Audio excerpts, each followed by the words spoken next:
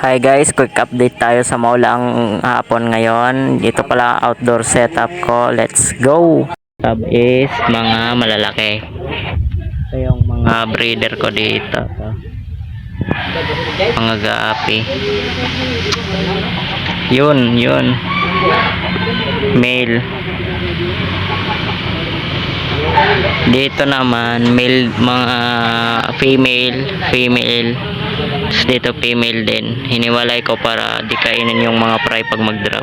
May mga fry doon pero yun, mga fry. Kaso di ko na kinuha. Lumaki na sila dyan sa ano. Medyo di pa ako nakalinis dito. Malabo po yung tubig. Dito yung mga mother guppy. Dito naman mga fry.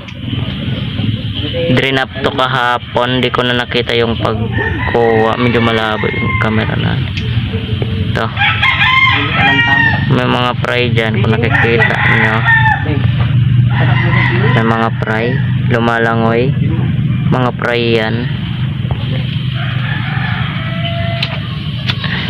Medyo malabo yung tubig guys. Ito mga mother, mga big mama.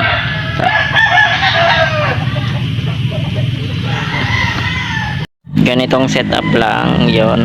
Nilagyan ko lang ng ano dyan, lagayan para may patungan dito yung ano. Di pa masyadong maraming setup kasi yan pa lang yung gapi natin. Soon siguro magpapalagay tayo dito ng ano, is parang istante ng aquarium, ganon. Ganyan lang muna yan, wala pa tayong budget. Ito mga mother, halo-halo na yan. Walang paglalagyan, halo-halo na. Ito may mga photos tayo dito guys. Kung may makita man kayo, wag nyong tapon to or anuhin. Maganda yan sa ano. Maganda din to sa mga aquarium. Ito, mother. Green yung ano, buntot. Ito yung male ko. Ayan. So syempre wala na tayo, naubusan tayo ng male kasi pinambenta natin.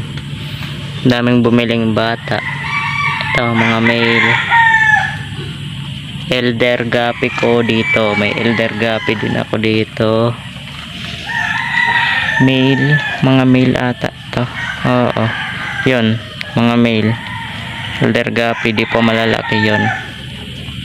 Saan na ba? Ayaw makita. Ayun, yun mga male. Elder guppy, yellow green kulay, di lang makita sa video, malabo kasi. Basta ganun karami yung fry, maliliit pa yan. Mga ano, one week sobra.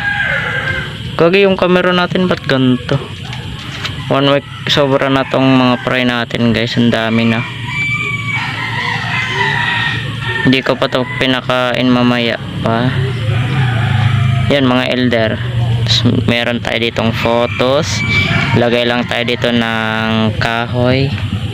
Doon photos, tapos ewan ko ano to. Tapos ito nakalimutan ko no pangalan nito, tanim doon.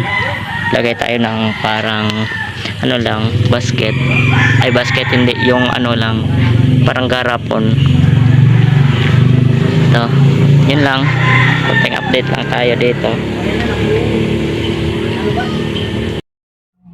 Yun lang quick update natin. Kung may mga katanungan kayo or tips paano mag-alaga ng gapi, mag-comment na kayo, subscribe at pindutin ang notification bell para updated kayo sa ating mga bagong video. Kung nakaabot ka man sa part na to, salamat sa iyo. Peace out!